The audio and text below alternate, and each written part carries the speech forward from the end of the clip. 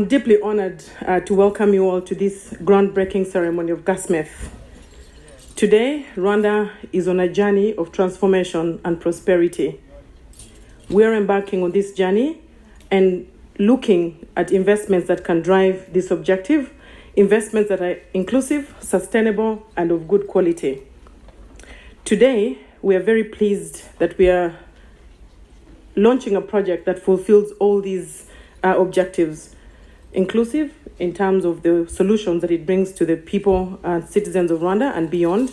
Sustainable because of the environmental credit that we've seen attributed to this project. And good quality both in terms of the size, quantitatively, but also qualitatively of the project and what it brings to our investment destination. We expect it to come on stream in 24, and we're working very hard. The groundbreaking today is essentially about us putting the first pieces of the project into physical reality. We will complete the initial phase for the first barge and all of the facilities in this site by 24, and we expect the project to operate for a minimum of 25 years. There's 5 main principles that we're aiming to achieve here. The first one is to really focus on both the environment and welfare of people. What we want to do is we want to produce a gas that can be used as a cooking gas and have it widely distributed throughout Rwanda. Now that gas, if put into cylinders and used for cooking, that will have a number of key impacts. One, it will improve the health of people cooking in their households, not using woods, charcoals, so we'll displace that traditional fuel type. But equally so, those are highly polluting fuels. And what we want to do is to utilise the gas to reduce the environmental impact of using those fuels. The second one, the other thing that goes along with that is deforestation. And we know that Rwanda has a very proud green set of credentials. And this project is very much focused towards that reduction in the felling of trees, deforestation. So the second one is to look at the replacement of things like diesels and petrols. Again, these are highly polluting fuels, and as we can see today, quite volatile in terms of their supply and prices. So by producing Rwanda's own gas and distributing that gas throughout Rwanda for the benefit of Rwandans, we can take the supply shocks out of the system and the price fluctuations out of the system. The third element is really to develop an indigenous resource. Rwanda is entirely dependent on importation of fuels. Simply put, using the resource that you have is a great way of breaking that dependence. And that comes with a great number of new skills, new projects, new businesses that will sit alongside the gas project, and that will lead to thousands of new jobs. Certainly in the construction phase, we'll be looking at close to 1,000, and then beyond that, 500 jobs or thereabouts. These are highly skilled jobs, and therefore very beneficial to the economy locally and federally. The other key benefit is to try to assist with the greater economy of Rwanda. We know that the importation of LPG, for example, or liquid fuels is expensive. And the government itself has to provide the foreign currencies for the purchase of these fuels. And that leads to a significant drain on the central resources of the economy. That money, simply put, will be freed up for reinvestment locally and into projects within Rwanda. And we hope that having this new energy source, the green credentials, the stable supply, etc., that comes with this project, that will bring inward investment and allow us to start to see other industries come to Rwanda and locate here, possibly as a regional hub. Honorable cabinet members here present, a Chief Operating Officer of Afrexim Bank, Chief Executive Officer of GasMeth Energy, development partners and business leaders here present, distinguished guests, a very good afternoon.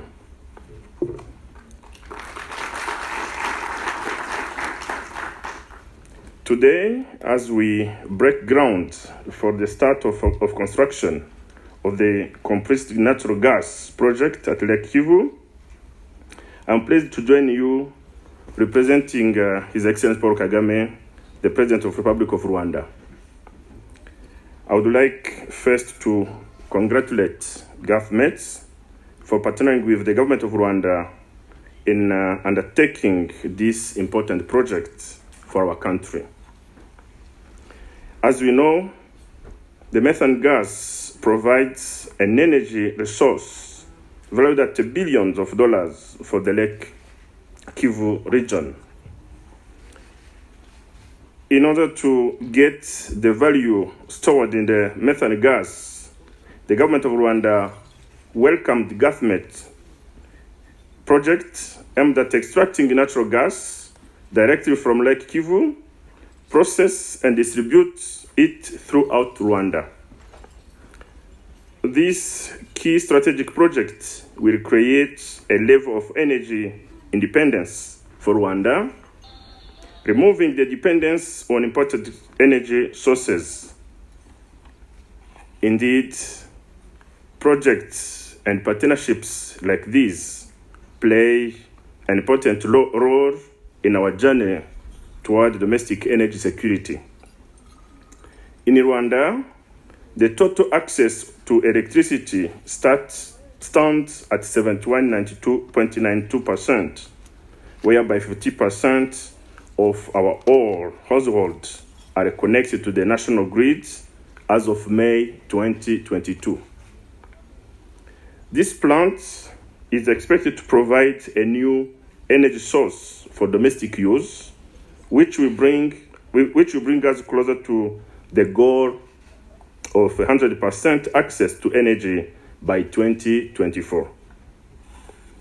The use of natural gas will contribute to the reduction of greenhouse gas emission by releasing less carbon dioxide into the atmosphere than other fossil fuels, in line with the country's green growth and the climate resilient programs.